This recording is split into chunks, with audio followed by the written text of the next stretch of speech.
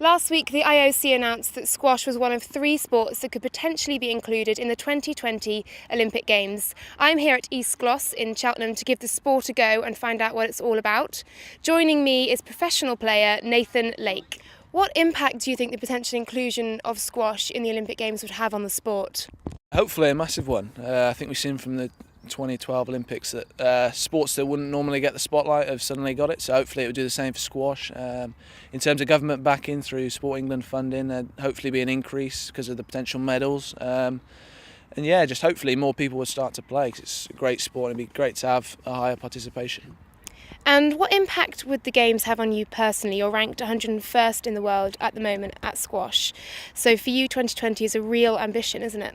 Yes, by 2020 I'll be the grand old age of 28, which is regarded as kind of like the peak for certainly Western squash players. So to get a chance at it at 28 would be fantastic, and it's a big if to be there. But you know, if I kept progressing at the rate I'm progressing at the moment, then I've certainly got a good chance.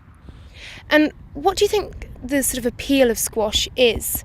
I mean, it's such a fun sport, as I've realised today, and it isn't quite mainstream yet, but how do you think it will develop over the next 8 years up until the point where it could be included in the Olympic Games? The TV coverage is massive, getting companies like Sky, ESPN to buy in, which they're starting to do now, and with the introduction of HD cameras and things like that, it's fantastic. It's sometimes been hard to translate how fast the game is and exciting it is, and there's been scoring changes and developments to TV coverage, which has helped massively. And it is, like you've hopefully experienced today, but it's a fast, enjoyable game that is just great fun to play and watch. And for the general public, people who aren't gunning for the top spots for the Olympic Games potentially, what impact do you think squash can have on their lives? Massive. I'm pretty sure it's more enjoyable to chase a ball than run on a treadmill in a small gym. So it's just for me, I enjoy chasing something rather than just looking at the wall. So it's fantastic. It offers, I think it's Forbes rated it the most healthy sport in the world, and within 45 minutes you can burn 500 plus calories and go back to work within the hour. So it's got a lot of plus points to the average person. When did you first start playing squash? I started age 10, which is a long time ago now, and I'm starting to feel quite old. And when did you first realise that you were quite good, as it were? I think I first played for England at an age group level when I was 16, and I quite liked that. I started to get a bit of a bug for it and kind of decided then that I wanted to give it a good go, certainly after my A-levels, and give it a couple of years to see how I could do. And let's say squash doesn't make the Olympic Games, what are your aims beyond that? The main aim is probably Commonwealth Games. That's probably the biggest, certainly for the Commonwealth countries, that's the biggest goal. And apart from that, maybe World Championships. I mean, those two are the main ones, along with the British Open. Maybe that you're marked against. If you win one of those, you've made a serious impact in the game. So that would obviously be a massive aim.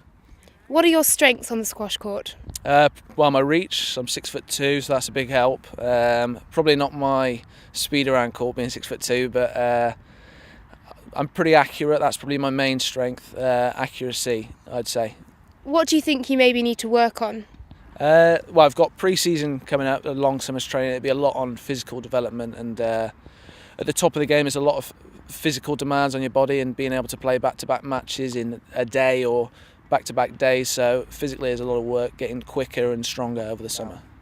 And plenty of celebrities, including some of the world's best tennis stars, have backed squash to be the sport to be included at 2020. What do you think the chances are that squash will be included? Hopefully very good. I'm hoping anyway. But the two sports that are in it, baseball and softball as a joint bid, and wrestling certainly have a lot of things going, from like wrestling being one of the founding sports in the Olympics. But it's certainly got a lot going for him. Wrestling's just been taken out, so you could argue, why should they get back in straight away? And yeah, baseball is maybe, I don't feel, as global as squash.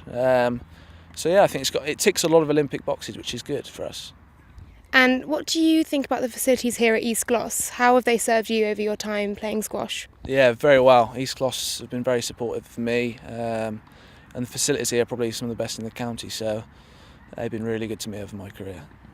And for anyone who's watched this video and thought, that looks like a lot of fun, I want to play squash, how can they get involved? as soon as you like. I think the 15th of June there's East Glos Open Day. You can come along for free and play me if you like from 11 till 3. Laura just about coped. And yeah, just type in Gloucestershire squash into Google, go down to a leisure centre. There's a lot of squash courts in England, so yeah, pick up a racket and get playing. Thank you very much, Nathan. Cheers, thanks Laura, thanks.